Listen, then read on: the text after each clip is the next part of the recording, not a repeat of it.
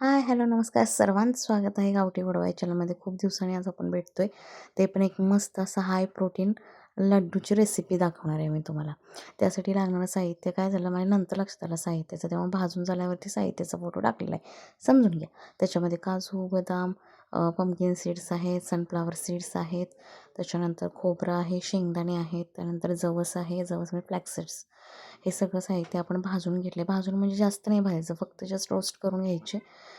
थोडंसं हलकंसं असं गरम करून घ्यायचे. हे बघा, हे सगळं मी हलकंसं असं गरम करून घेतलं आहेत. काजू, पंपकिन सीड्स, त्याच्यानंतर बदाम बदाम त्याच्यानंतर शेंगदाणे, सनफ्लावर सीड्स, हे सगळं मी थोडंसं असं गरम करून घेतलं आहे, रोस्ट करून घेतलं आहे. जास्त नाही करायचं. खोबरं पण एकदम मंद आचेवरती गरम करायचं आहे. तुपामध्ये केलं तरी चालेल, मी तुपामध्ये नाही केलं. आणि जवससुद्धा हलकं असं मंद आचेवरती भाजून घ्यायचं आहे.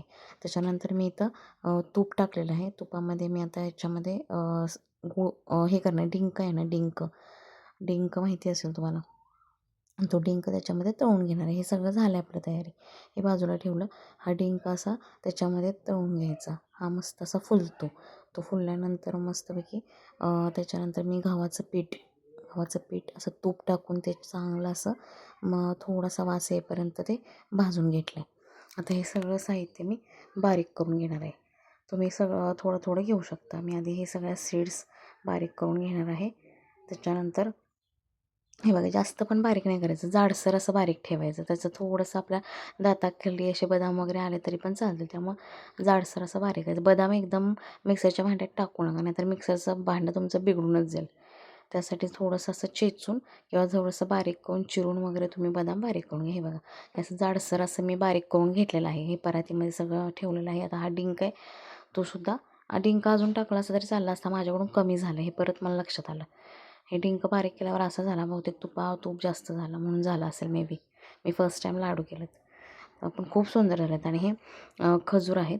खजूरसुद्धा मी बिया काढून बारीक करून घेतलेत. त्यामुळं मिक्सरचं भांडं बिघडेल असं काही करू नका. हे सगळं मी खजूर आहे ते तुपात भाजून घेऊ शकता किंवा डायरेक्टली मी ग्राइंड केलं पण आहे. त्याच्यानंतर आता पाक करूया.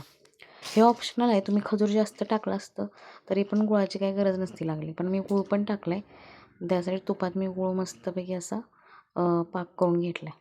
हे सगळं त्याच्या आधी पाक करत ठेवलं आणि हे सगळं मिश्रण असं मिक्स करून घेतलं. एक जीव करून घ्या पूर्ण असं. पीठ कसं आपण मळतो त्याप्रमाणे असं एकदम असं सगळं मिक्स करून घ्या. मिक्स करून झाल्यानंतर इथं पाक आपण हळूहळू आपला तयार होत आलेला आहे. खरंच खूप खूप म्हणजे खूप हे हेल्दी लाडू आहेत. आता हे सगळा गुळाचा पाक मी याच्यामध्ये टाकला आहे. डायरेक्ट हात लावू नका, भाजेल तुम्हाला. उलटण्यानं सगळं व्यवस्थित ते आधी मिक्स करून घ्या. त्यानंतर हळूहळू हात लावा. गरम गरम असेल तोपर्यंतच आपल्याला लाडू बांधावे लागतील. गार झाल्यानंतर ते येत नाहीत व्यवस्थित. त्याच्यानंतर हे बघा, छान असे छोटे छोटे लाडू तयार करायचे, कारण हे उष्ण असतात. उन्हाळ्यात जास्त खाऊ नका. मस्तपैकी तयार आहेत.